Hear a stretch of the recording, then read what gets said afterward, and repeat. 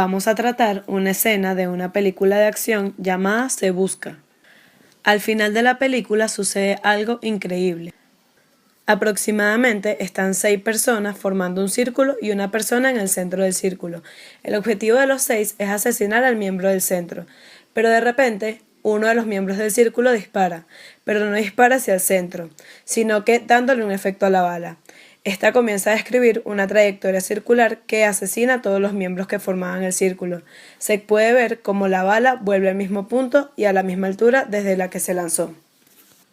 Pues bien, este hecho se aleja mucho de la ciencia ficción. Vale que se pueda agrandar 5 veces el tamaño o amenguar 12 veces, o tener superpoderes. Podría entender que pueda modificar ligeramente la trayectoria de la bala, pero de ahí a que una bala realice un movimiento circular hay un gran abismo.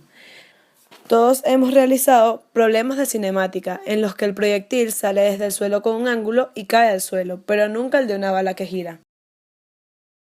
Vamos a explicar por qué no es posible que una bala realice un movimiento circular.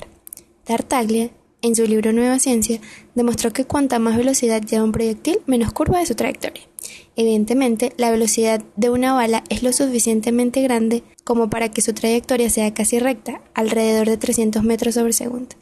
Y es casi recta porque existen unas fuerzas que actúan sobre el proyectil que son la gravedad y la resistencia que ofrece el aire, que son las que finalmente provocan que la bala en algún momento impacte contra el suelo. Esta es la clave del problema. Estas fuerzas actúan de manera constante sobre la bala, haciéndola bajar hasta que choca contra el suelo. Podemos suponer que la persona que dispara la bala le comunica una fuerza suficiente para desviarla de su trayectoria recta unos pocos grados.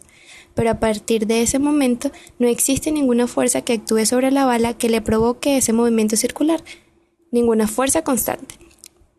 Por lo que esa bala seguirá, y esperemos que en realidad lo siga haciendo, un movimiento rectilíneo.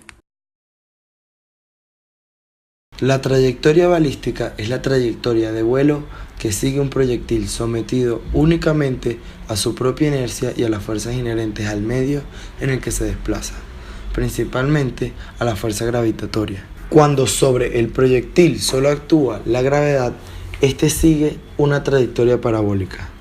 Si actúa más fuerza sobre él, hace que la trayectoria real sea algo diferente a la de una parábola. Fuerzas tales como la resistencia aerodinámica, la fuerza de sustentación, la fuerza de Coriolis, entre otros.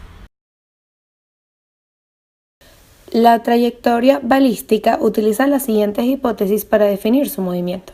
La primera, el alcance del proyectil es suficientemente pequeño como para poder despreciar la curvatura de la superficie. Esto significa que la aceleración gravitatoria es normal a dicha superficie. 2. La altura que alcanza el proyectil es suficientemente pequeño como para poder despreciar la variación de la gravedad.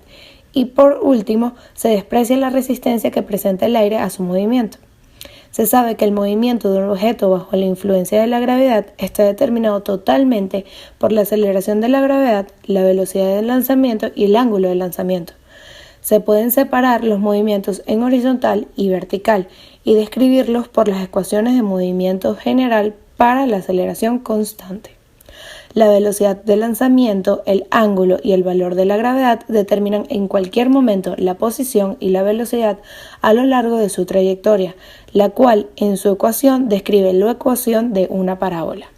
Sabiendo que la gravedad es descendiente en todos los puntos de la trayectoria, esto influye para que el movimiento esté descrito como una curva muy ligera, en donde la bala aterriza en un punto más bajo del eje Y, de donde fue lanzado, pero en la misma dirección descrita por el eje X, sin que haya ninguna curvatura en el eje X, por lo cual es imposible el planteamiento de la película y el movimiento que describe dicha bala.